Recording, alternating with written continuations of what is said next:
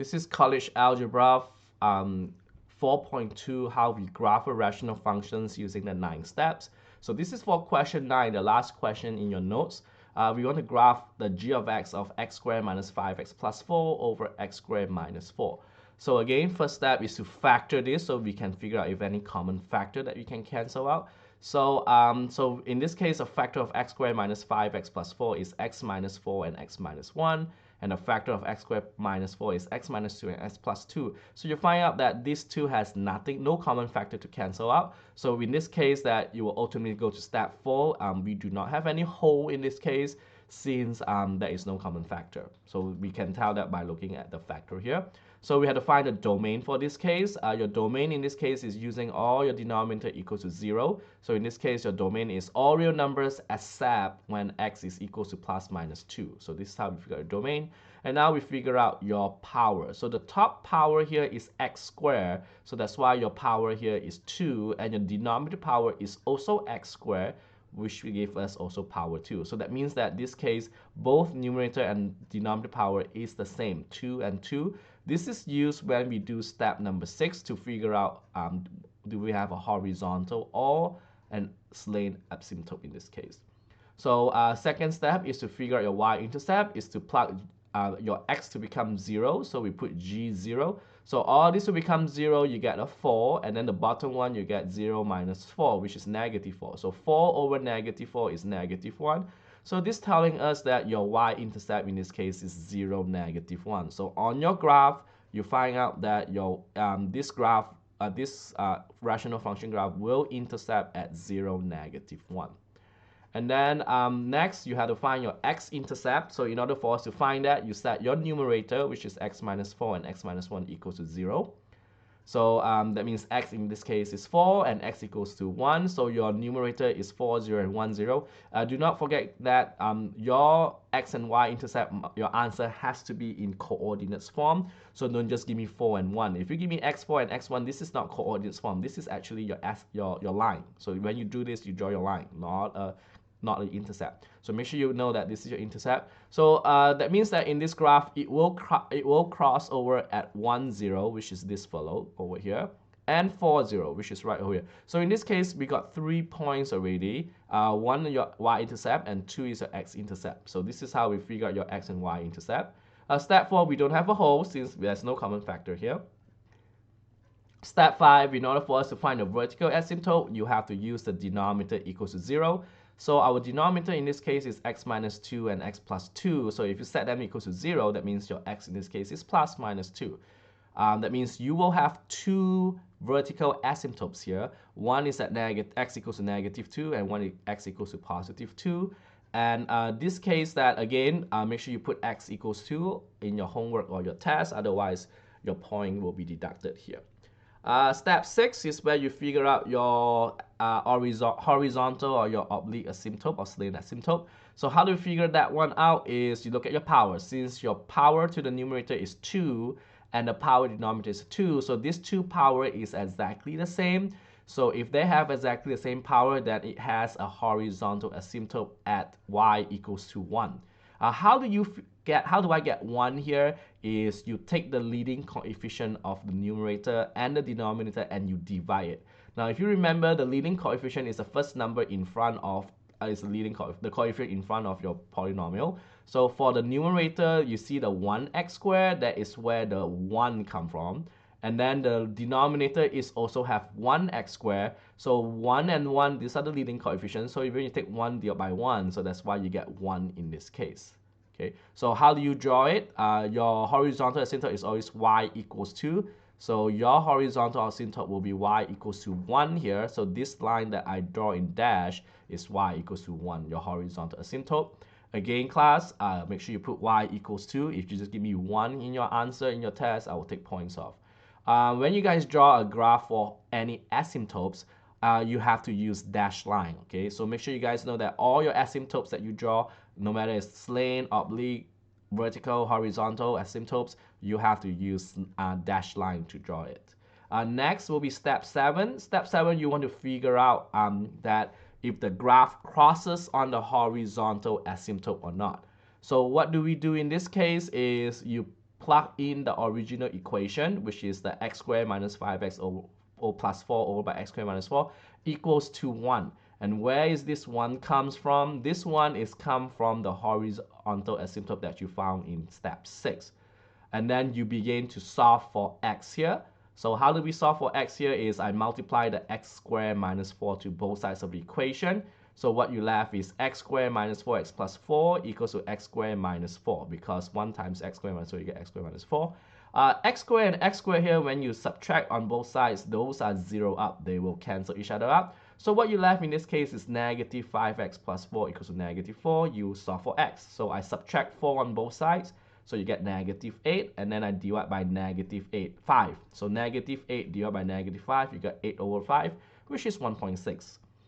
So in this case, since you get an x answer, this telling us that this graph will be crossed over on the horizontal asymptote at 1. This one came from your horizontal asymptote, which is 1 here, and 1.6 or 8 over 5 comes from where you solve. So what does that mean here when I say that this graph will cross on the horizontal asymptote at 1 and 1.6? So this is the horizontal at 1 here.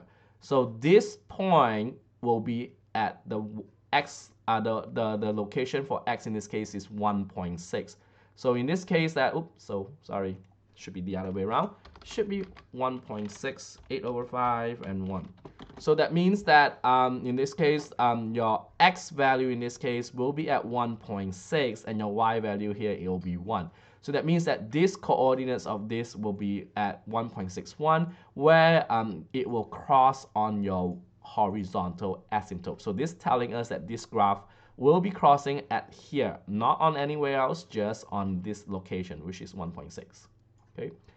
Next, we have to figure out your behavior. So now if you look at the graph, you have your asymptotes. You got 4 points, 1, 2, 3, your intercepts, and these special points where it will intercept on your horizontal asymptote. So how do we know what graph we have to draw? So we use the end behavior here. So we're looking at the behavior of this graph based on your vertical asymptote of plus minus 2. So we want to figure out if it goes to positive infinity, means it goes up. Negative infinity means it goes down at this 4 location here. And the reason why we have 4 location is because your vertical asymptote has plus minus 2. So you have to do negative 2 plus, negative 2 minus, 2 plus, and 2 minus. So how do we check the first one for the negative 2 minus? So this is x equals to negative 2 minus negative 2. This is your vertical asymptote here. In order for us to find the negative 2 minus, you have to figure out the one that is very, very close to the minus side, the left side here. So we will be using negative 2.0001. That is a number that we use that is very close to negative 2 on the left side. So we plug this negative 2.01 into this factor of this function here. So when you plug this into this for your x, you notice that negative 2.01 minus 4 will give us a negative answer. Negative 2.001 minus 1 will give us a negative answer. But when you do the denominator, when you square the negative 2.001, it's a positive 4.000 something. And then when you take away 4, you still end up with the positive numbers. So this one, when you see 2 negative is positive, divided by positive. So this one telling us that this goes to positive infinity.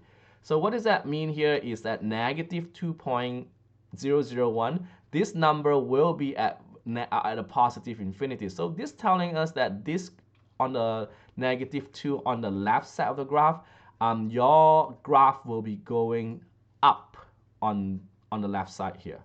So that means that when you draw the graph, your graph will look something like this. That looks like a little curve that goes up from this side and then it goes down. And this, when you go down, this will never cross on your horizontal asymptote, because the only point that is crossed over is at 1.6. So this one will go parallel to it. Okay, and then we find the other one. Now we use the negative 2 plus. So negative 2 plus means it's on the right side. So we'll be using negative 1.999. So if you plug this back into the function, negative 1.99 minus 4 is a negative number. Negative 119.999 minus 1 is a negative number. Negative 1.99 squared, you will get 3 point something, but when you subtract 4, you will still get a negative. So when you divide this, they're all, this is positive, this is negative. So positive divided by negative is negative infinity. So this telling us that at -2 on the positive side, this graph will go at negative infinity. So it goes down. Okay. And next, we want to figure out 2. So this is for the vertical asymptote of 2. So we do 2 minus first. So 2 minus means we want to figure out the number that is very close to 2 on the left side. And that number in this case is 1.999. So we put 1.999 back into the function, the original function that's been factor here. So 1.999 minus 4, this is a negative number. 1.99 minus 1 is a positive number. 1.999 squared, this will give us 3.99999 something, minus 4, so this will give me a negative. So a negative times a positive is negative, negative divided by negative is positive. So this telling us that at at 1.999, this goes to positive infinity. So at 1.99, this number will go all the way up to positive infinity.